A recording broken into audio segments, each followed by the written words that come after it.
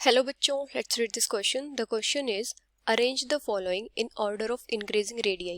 और हमें यहाँ पे क्या क्या दिया है, carbon, nitrogen, silicon and phosphorus. तो यहाँ पे हमारा की कॉन्सेप्ट क्या होगा. अगर हम बात करें रेडियाई के ट्रेंड की पीरियडिक टेबल में, trend of radii in periodic table. तो पीरियडिक टेबल में क्या होता है, अगर हम किसी पीरियड में लेफ्ट टू राइट जाते हैं तो वहां पे क्या होता है, जो रेडियाई होती है वो डिक्रीज होती है. Left to right in a period radii decreases. Left to right किसी पीरियड में रेडियाई डिक्रीज क्यों होती है, क्योंकि जब हम लेफ्ट टू राइट जाते हैं किसी भी पीरियड में तो वहां पे जो नंबर ऑफ एनर्जी शेल्स होते हैं वो तो सेम रहते हैं, लेकिन एटॉमिक नंबर इंक्रीज होने के साथ साथ वहां पे न्यूक्लियर चार्ज इंक्रीज हो जाता है, जिसकी वजह से जो फोर्स ऑफ अट्रैक्शन है न्यूक्लियस की साइड वो इंक्रीज हो जाती है और न्यूक्लियस इलेक्ट्रॉन्स को टाइटली होल्ड करता है, मतलब अपनी तरफ पुल करता है, जिसकी वजह से क्या होता है, वहां पे कॉन्ट्रैक्शन होता है साइज का और रेडियाई डिक्रीज होती है. और एक हम क्या बोल सकते हैं कि जब भी हम लेफ्ट टू राइट जाते हैं तो वहां पे जो इफेक्टिव न्यूक्लियर चार्ज होता है वो इंक्रीज करता है. और इफेक्टिव न्यूक्लियर चार्ज इंक्रीज होने की वजह से क्या होता है, जो न्यूक्लियस है वो आउटर इलेक्ट्रॉन जो क्लाउड्स होते हैं उनको अपनी तरफ अट्रैक्ट करता है, जिसकी वजह से क्या होता है, साइज में कॉन्ट्रैक्शन होता है, रेडियाई डिक्रीज करती है. तो हम यहाँ पे क्या बोल सकते हैं, due to increase in effective nuclear charge. अभी अगर हम बात करें किसी ग्रुप की, अगर हम किसी ग्रुप में टॉप टू बॉटम जाते हैं इन अ ग्रुप, तो यहां पे क्या होता है, रेडियाई इंक्रीज करती है.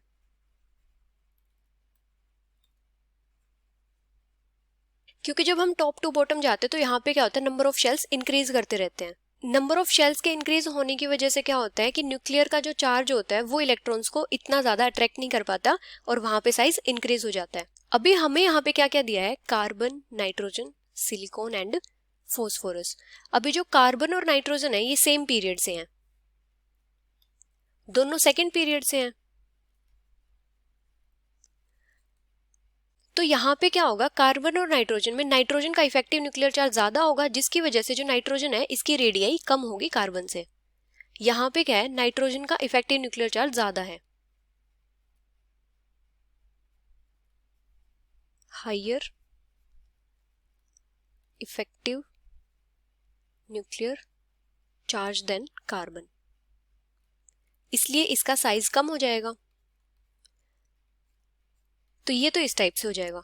अभी अगर हम बात करें सिलिकॉन और फॉस्फोरस की, तो सिलिकॉन और फॉस्फोरस दोनों के दोनों सेम पीरियड से हैं, थर्ड पीरियड से.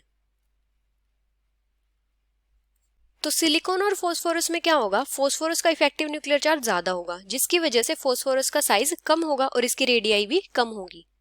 तो सिलिकॉन की रेडियाई इससे ज्यादा होगी. अभी क्या होता है कि सिलिकॉन और फॉस्फोरस तो दोनों थर्ड पीरियड से हैं और नाइट्रोजन और कार्बन दोनों सेकंड पीरियड से हैं. अभी यहाँ पे क्या है, नाइट्रोजन और कार्बन में से तो कार्बन की रेडियाई ज्यादा है और फॉस्फोरस और सिलिकॉन में से सिलिकॉन की ज्यादा है. अभी अगर हम कंपेयर करें कार्बन और सिलिकॉन को,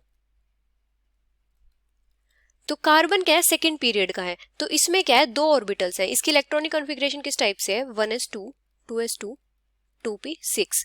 तो यहाँ पे क्या है, दो ऑर्बिटल्स हैं.